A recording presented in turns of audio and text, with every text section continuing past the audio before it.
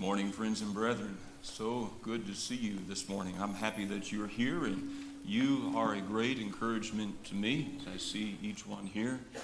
And again, to see some visitors with us. We are most happy that you are with us today. We have so many children here.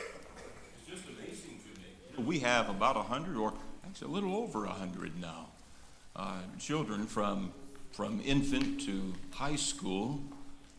What an incredible blessing that is, to have so many here. And it's amazing, and it's exciting, and it's a little scary, especially for parents. But I think even as a church family, we feel some responsibility for our kids. We come to cherish and to love each one of them. And all of us want to have some part in encouraging both parents and all of the children that are here. Sometimes when we have parents with small children running around in between their legs and they're just trying to figure out how to take care of these kids, we offer some great advice and we say, oh, just wait till they become teenagers, right? Like that's going to encourage. You know, I've tried to quit saying that. I've said it before. But then I've seen the despair on the face of some parents when they think, that's right, what are we going to do when they become teenagers? Sometimes just trying to work through these small children that are running around and struggling their way through.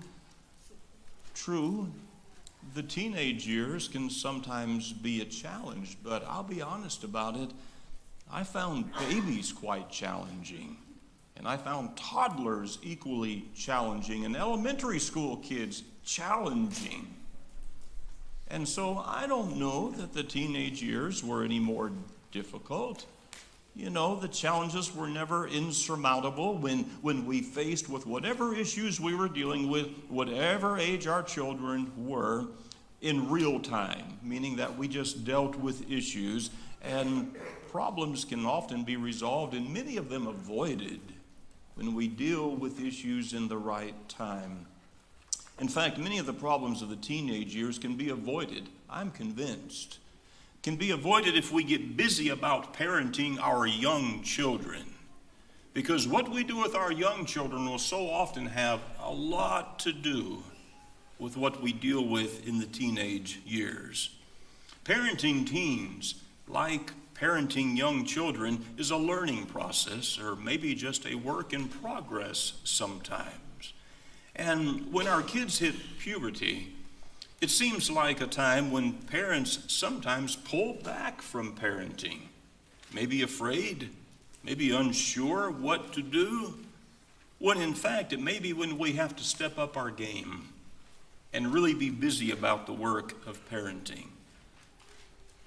I want to tell you that I believe it's possible to have a good relationship with our teens. And that's nothing that we have to be afraid about, but in fact, I'd rather us embrace it.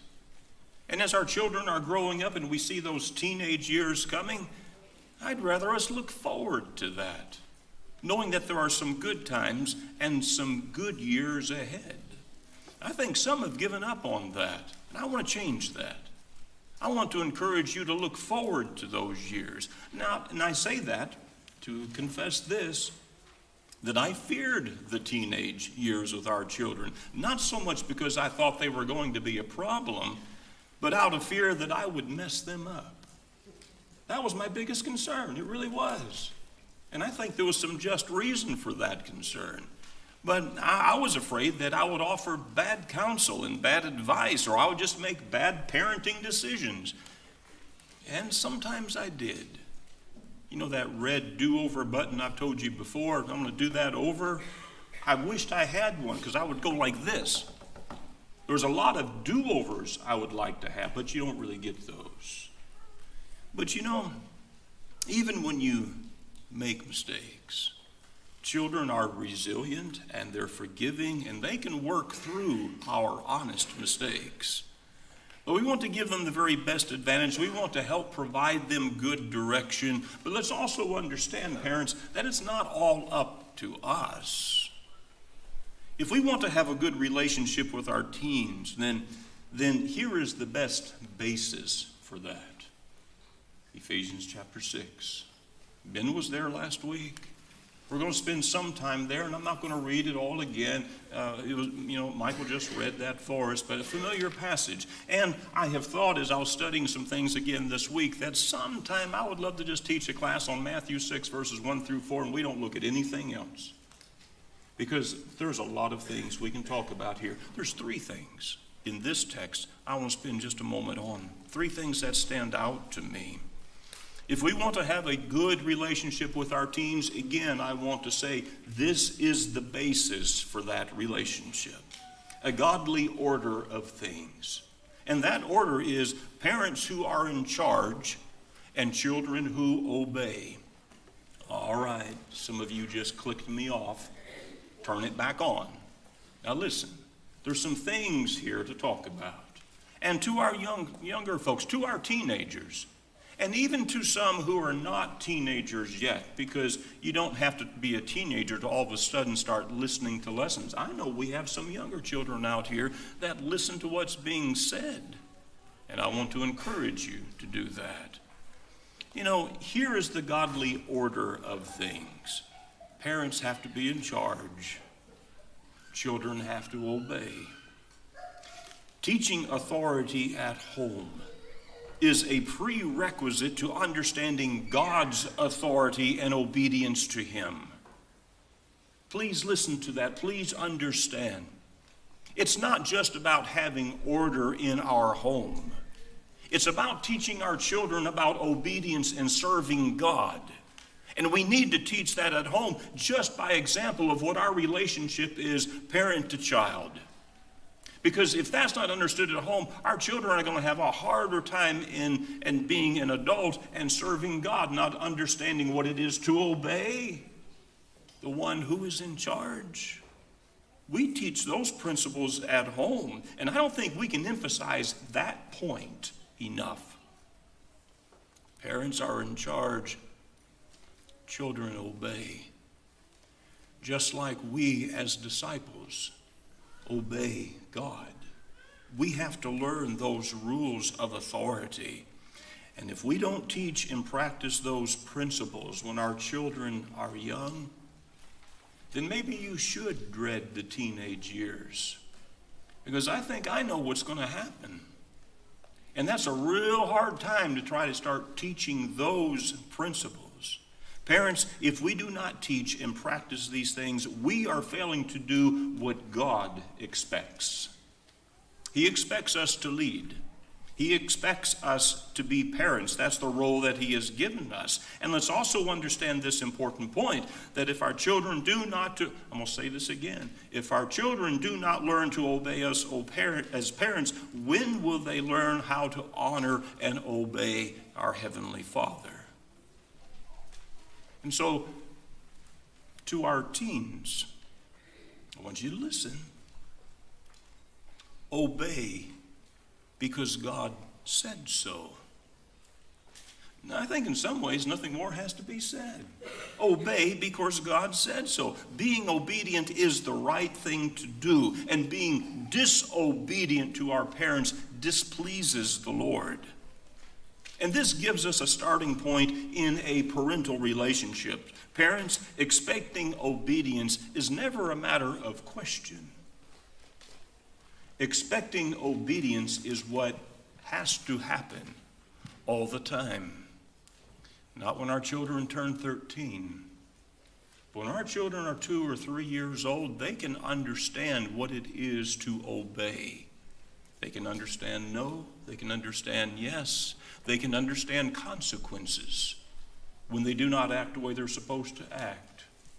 And if we don't establish that when our children are young, good luck when you hit those teen years, because you are at an incredible disadvantage. Children, obey the Lord because this is right, and honor your parents. Honor your father and your mother. Give respect.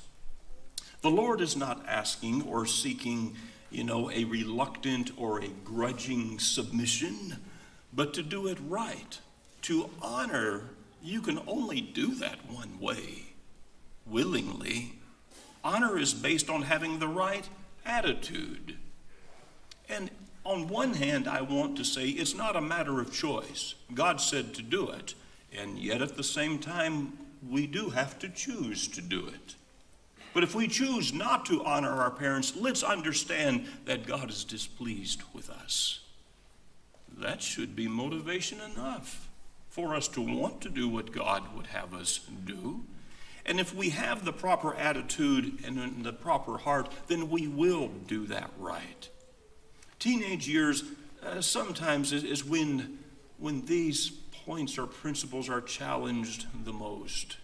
And parents, we have to quickly reestablish expectations.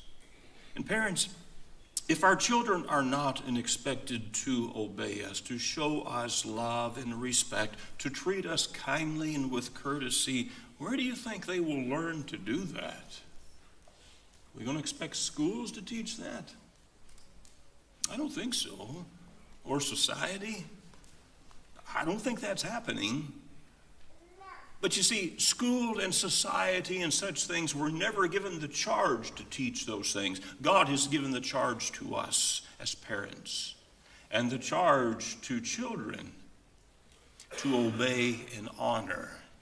That's what God has to say about that. These traits are learned at home. And parents, it is our place to teach these things and to expect a godly response. And children, it is your place to listen, to respect, and to obey. And that does not begin when they are teens. We teach this from the earliest age. And a reminder that Ephesians chapter 1, verse 6, to obey and to honor does not begin when one turns 13 years old. And it doesn't end there either. Parents, again, I want to say, expect obedience and honor. And there are no exceptions to that. There are no excuses. And we have to teach consistently. And it is the home where God determined these things needed to be taught, and we need to establish these godly principles and these rules, and we need to make sure that this is a part of our home relationship always. Be a parent. To lead. And I want you to notice too, this is a side point, I'll just throw this one in. God never told us to be best friends with our children. And I know someone's going to come out the door and say, but I want to be best friends with my children. No. I'm just going to stop that right now. I'm not saying we can't be friends. I'm not saying we can't be friendly. I mean, everything about what we're talking about encourages that. But no, we are not our children's best friend. We are their parent. And there's a different responsibility and relationship there. We are called on to be parents, and that requires a different role. And so let me head off someone who says, but I am my children's best friend. I'm going to say, stop. Read Ephesians 6. Teach your children to obey and honor you as their parent. It's a different responsibility. Ephesians 6 also gives us that passage, bring them up in the training and admonition of the Lord. Parents, our job. One of the greatest, most important responsibilities that God could ever give us. And we can't hand that off to anyone else. But we must train and instruct and teach because God said so. And to bring them up in the Lord, this is the imperative point. To bring them up in the Lord. We may want our children to do well in school. And we encourage them to excel in academics and in sports. And we want them to be well-rounded socially. But if they do not excel in knowledge and understanding of the Lord and choose to serve Him, then what do they have? They have missed what is most important. And so let's make sure that we are encouraging and we are teaching and that we are expecting a response in what is most important. And that is knowing and understanding God. What will our children do when they are challenged to do the things that the world would do? And how will they respond when others are mocking faith or a walk with God? Will they be grounded enough in faith to respond and to hold fast? And I mean with their own faith, because your faith won't get them there. They have to learn and grow and develop their own faith. That's what will matter. Ours will not serve them. And so we want to encourage good conduct and acknowledge that. And we might have some means of forcing them by sheer power to obey, but that's not going to hold. You know, that if it's not by conviction that they obey and honor and choose to serve the Lord, then it'll be nothing in time. Godly parenting involves careful training and prayer and instruction and discipline in the will of God. And it takes time, it takes effort, it takes consistency. And what do they see in us? Do they see in us obedience and honor to our Heavenly Father? Do they see that in us? Going back to our original point, it is possible to have a good relationship with our teens. I totally believe that. And I don't think we have to dread the teen years. But the basis of a good parent and child relationship does not begin in the teen years. And it requires rules and boundaries that may not necessarily be a natural trait. Obedience and honor may not be a natural trait, but it is taught, it is demonstrated, it is learned, and it is expected. We need to do those things. If we want a good relationship with our teens, then we need to use God's timing on these things. And that means we have to start at the earliest time, in the earliest age, to bring them up in the Lord.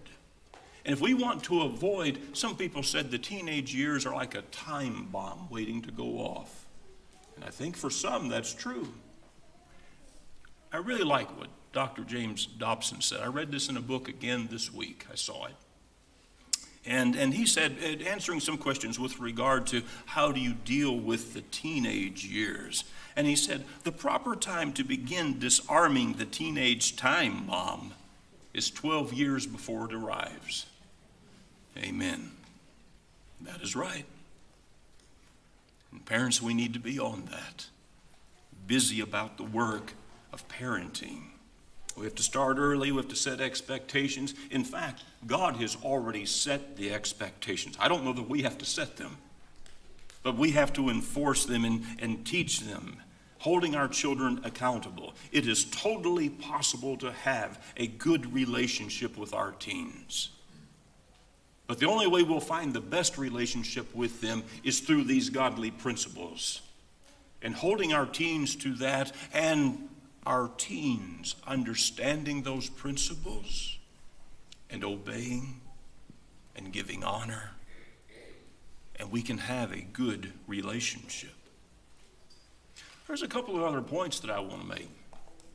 I want to say this. I think we need to expect more from our teens. I think we need to expect more. I think we need to set the bar high. And what I mean is that I think sometimes in society we expect teens to under-excel. We expect them to act up and to be in trouble. We expect them to act immature. And it's like we expect them to make poor decisions. Well, if that's what we expect and if that's what we express from them, I just imagine that they will exceed our expectations. But instead, let's raise the bar. Let's set high expectations for our kids. Now, granted, we can't expect a 5-year-old to act like a 15-year-old. And we can't expect a 15-year-old to make the same kind of decisions that a 45-year-old would make. I get that. But if we want our children as teens to learn to make good choices, then we need to set expectations and hold them accountable to those expectations, setting the bar higher. I think sometimes that's what God had in mind. Look at Deuteronomy chapter 5 with me. Deuteronomy chapter 5. I wonder if this is just not what God had in mind, setting the bar high. Moses had the pen in hand, but he's writing the will of God. And in Deuteronomy chapter 5, beginning at verse 5, he writes this. Love the Lord your God with all your heart, with all your soul, with all your strength. These commandments I give you today are to be upon your heart. Impress them on your children and talk about them when you sit at home, when you walk along the road, when you lie down, and when you get up. These are the expectations. Is that we will know, parents, that we will know the way in the will of God because we have searched these things, we have studied these things, we have committed a love of God in our hearts. Our children cannot help but to see that. But to make sure they understand that, we use every opportunity to impress these things upon their hearts. When we sit at home and when we walk along the way, when we lie down, when we get up, that we use every opportunity in every moment to teach them and to help them to know and understand the way and the will of God. That's what we do. We need to set that bar high. Parents, we want our children to see in us a devotion and faithfulness to God. And to our teens, I want you to know, again, that we have expectations of you. And the expectations we have of you are not unreasonable. They are God-given. And the expectations we have of you are very sure and very real, and we know that you can accomplish these things. God said so. God has never put anything before his people that cannot be accomplished. He's never given us or asked us to do anything that we cannot do and accomplish. And for us, as parents, to our teens and to our children, we're not asking you to do something that you cannot do. We know you can do it. Let us help you to do that. And we are going to set the bar high because we know you can accomplish that. You remember that occasion when Joseph and Mary, the earthly parents of Jesus, you remember that occasion when they went to Jerusalem with the family for the feast of the Passover? Luke chapter 2. You remember that? We don't have a lot of information about the early years of Jesus, his childhood.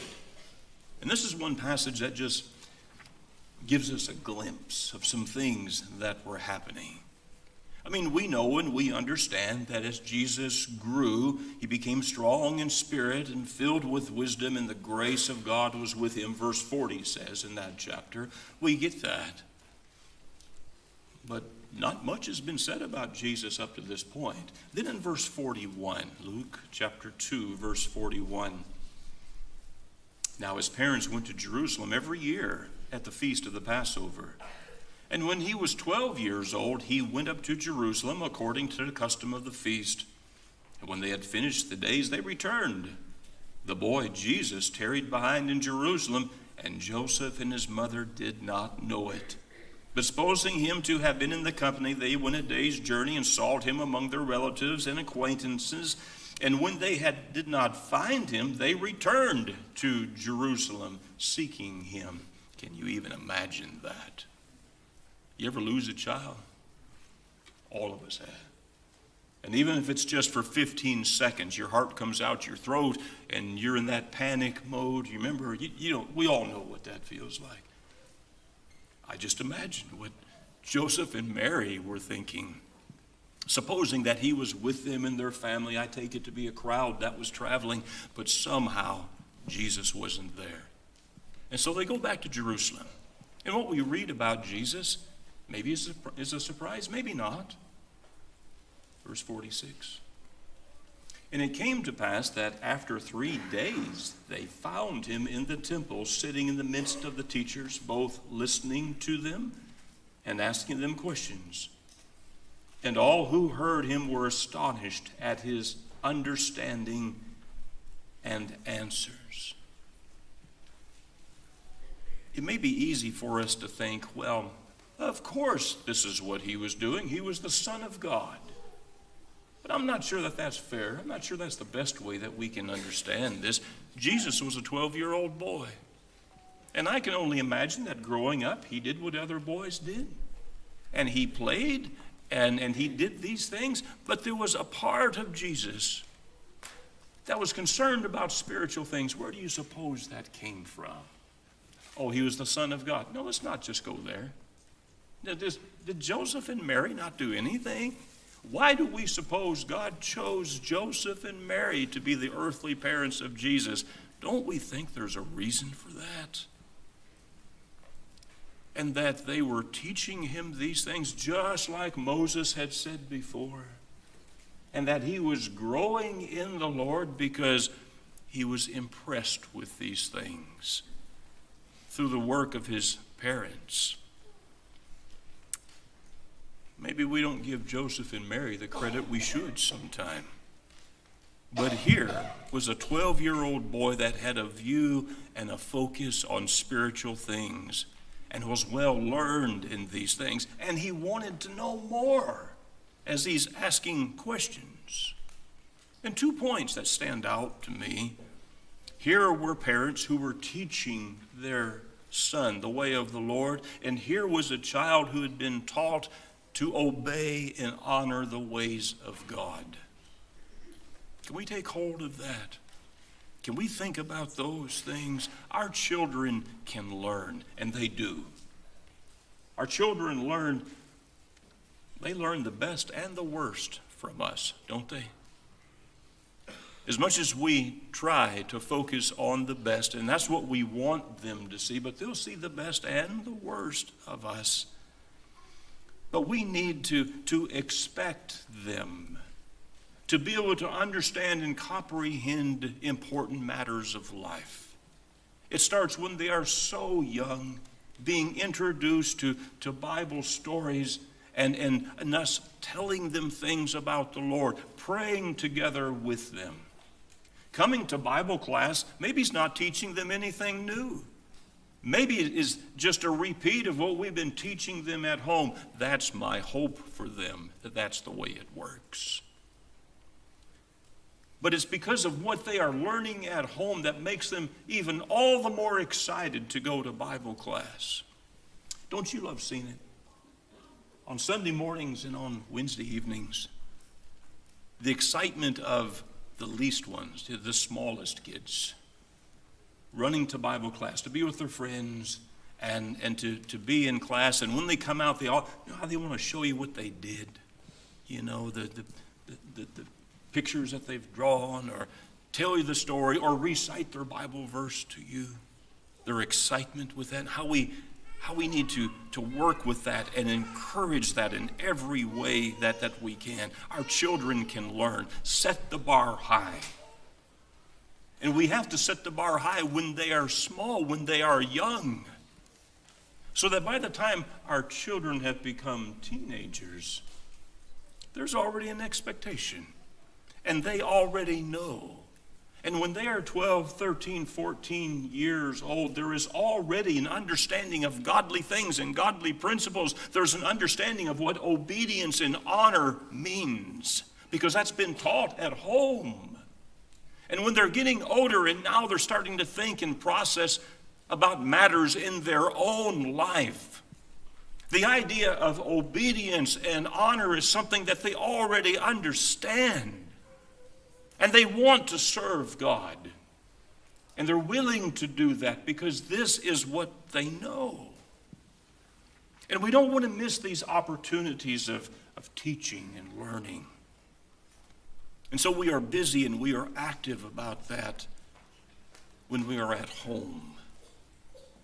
And we want them to be in Bible classes because it reinforces what we are teaching at home. Every opportunity we have, we want them there. We want them in worship with us, to see what we do and how we worship God and reverence that we give. When they're teenagers, we don't have to be telling them, you need to pay attention, you need to wake up, because if we've taught them these things when they're growing up, we don't have to dread those teenage years, because they already have understanding of some of these things, and they're willing to listen and respond. Don't miss any opportunity we have to teach, to lead, and to guide them. I want to mention something to you. It's just been on my mind. Sidetrack. But it ties in here. Finding every opportunity that we can to encourage our children in godly things. To be in Bible classes.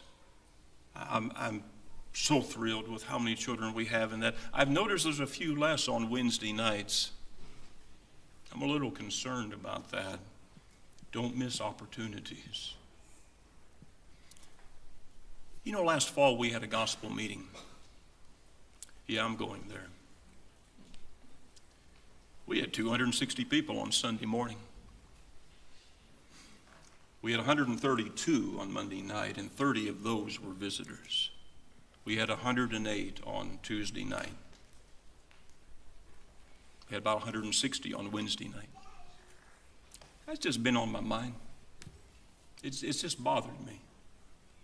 You know, we started announcing that meeting, the dates, a year in advance. In the last 6 months, every Sunday it was announced right here, and it was in the bulletin, gospel meeting dates. Don't tell me you forgot. Not possible. Life happens, okay? Sometimes things come up that we can't avoid. We can't make everything. I get that. Life happens. But some people chose not to be here on Monday and Tuesday night. There were a lot of children not here on Monday and Tuesday night. I looked around and noticed that. Just saying, you were busy teaching. But you're teaching the wrong thing. Get back on the main track here. Set the bar high. Set higher expectations. Expect good results from our children. And when they are teenagers, as they are coming into early adulthood, set the bar a little higher. Explain the expectations. Expect good results, and let's help them to get there. One more point. We need to expect our teenagers to live with faith and conviction. Sometimes people say kids will be kids, especially when we get into these teenage years and they're moving along 16, 17 years old and feeling their wild oats. In fact, some people, I've heard Christians say this. I don't get this. Well, you know, they just have to sow their wild oats. Really? So now we are excusing behavior that maybe is not good. I've heard that said at times about some behavior that was just outright ungodly. Well, they'll have to sow their wild oats and then hopefully they'll settle down. No, we not only lowered the bar, we dropped it on the ground right there. Pick the bar up. Let's set some higher expectations, and let's expect our teenagers to live with faith and conviction. Let's teach them to do that. Sometimes our teens can do better. We need to challenge them, even when they're doing good. Man, we've got some great kids here. And then we have some kids that are very sharp and perceptive and understand and know spiritual things. That's wonderful. That's great. Let's take it another notch. Let's expect them to excel.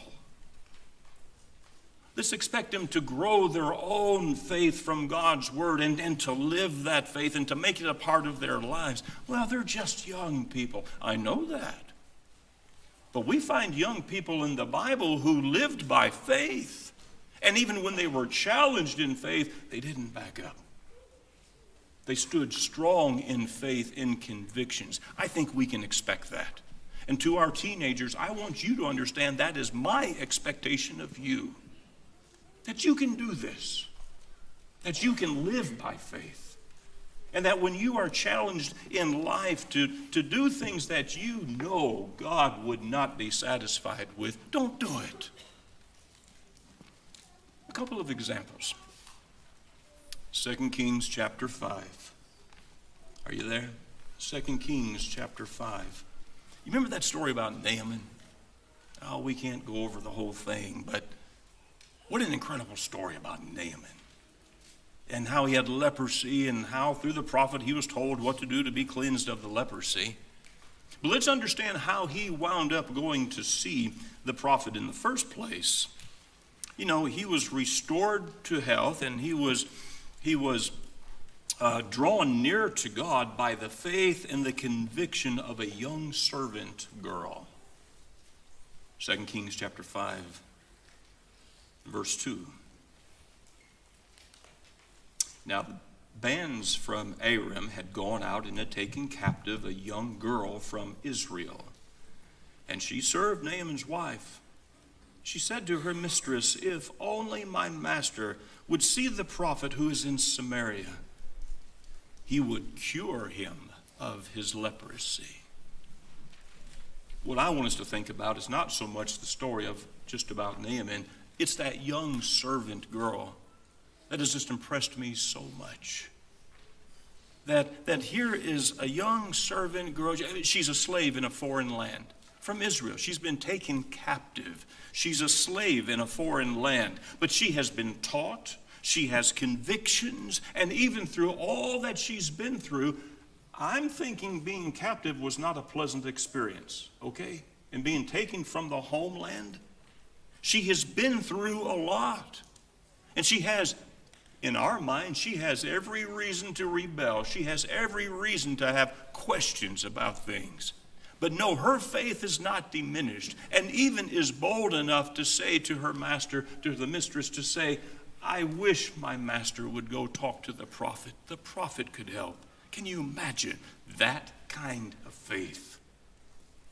That kind of conviction. Whatever training she received when she was young, she remembered. Her faith was strong. To our young people, to our teenagers here, that's what I expect from you. You've been brought up, you've been taught to know things of God. You know His will, you know His way. I hope and I expect that you will have faith that will lead you and will guide you every step through life. And even in those challenging teenage years, that your faith will hold true and hold strong. That's what I expect. This young lady was living her faith. What about Daniel? Daniel chapter 1. You remember Daniel? How is it that Daniel has such conviction that he is able and willing to stand against the powerful king of Babylon? I mean, doesn't he know that to defy the king could mean his life? Oh, I suspect he knows that. He may have even seen that demonstrated. Daniel was taken as a young man, as a slave to serve the king's table. But Daniel refused to compromise his convictions. Daniel was just likely a teen at that point. Some who can calculate these things well say Daniel was probably 12 years old.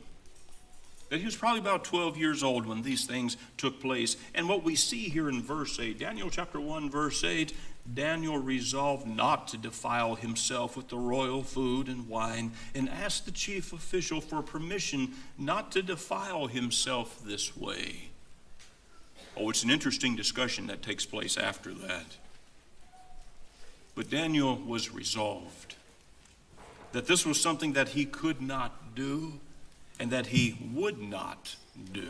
Imagine the conviction that he possessed to take such a stand, to say, no, I'm not going to do that. Would you? Whatever challenge comes to you, are you willing to stand and say, no, I'm not going to do that? Because we understand something about obedience and honor. We learned that at home. We learned what it is to obey and honor our parents. And when it comes to serving God, we understand obedience and honor and respect to God. And we are not going to choose to do anything that would dishonor him, or that would be disobedience in his eyes. Daniel had such great conviction. And he continued to serve God for all the years of his life. And I want us to know and to think about the power of faith and conviction and how that can lead us and help us and guide us throughout life. Parents, expect the best from our teens. They can do it. And if we teach them these principles and we start when they're young, we don't have to dread the teenage years. But they'll be ready, and so will we. We will be ready to lead and guide them because it's what we've been doing all the time. We've been teaching these principles. We've been living these principles before them. And they're not as likely to question what we are saying when they already know the answer. There are those times with teens where there's those moments of challenge. It makes me feel good at times to have said, you already know the answer to that question. And there was no further discussion because they already knew the answer to that question. And everything worked out just fine. Parents, let's stand up and be parents. Let's accept the God-given role that he has put on us as parents. Children, let's be children. Let's do things children do. But let's do them in God's way. And let's understand what it is to obey and to show honor to our parents. Parents, expect only the best of our teens. Do not accept anything less. Raise the bar. Expect only the best. And I think they will exceed our expectations. Are you willing to do that? All of us, really. This is a question for all of us. Are you willing to do that? To honor, to obey and honor. And in this case, we are talking more specifically about God. Are we willing to do that? And we think about this point. Jesus is still calling. And when we face challenges to our faith, we are not alone. But in fact, he walks with us, and he will, in fact, never leave us alone. Are you willing to serve him?